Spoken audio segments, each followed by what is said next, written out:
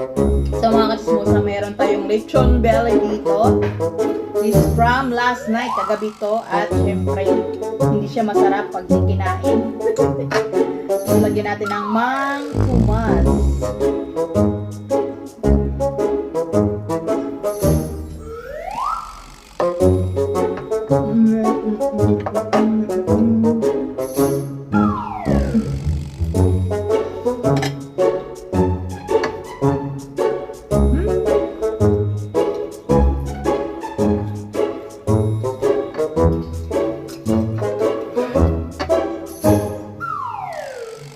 It is a good fat para sa ating low carbs.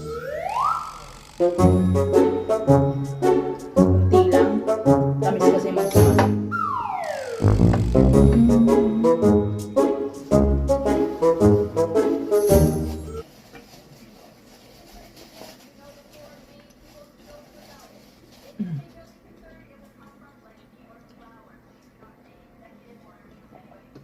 Sarap.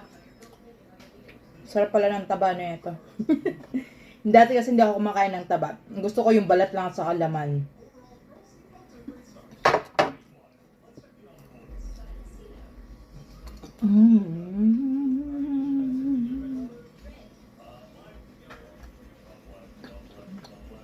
It's so good.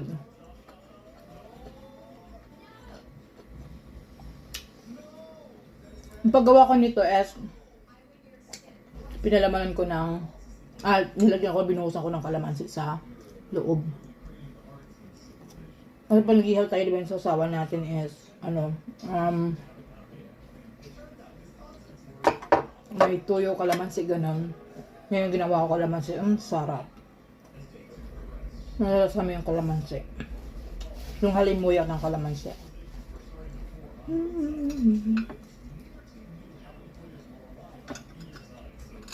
May buhok pa ang baboy.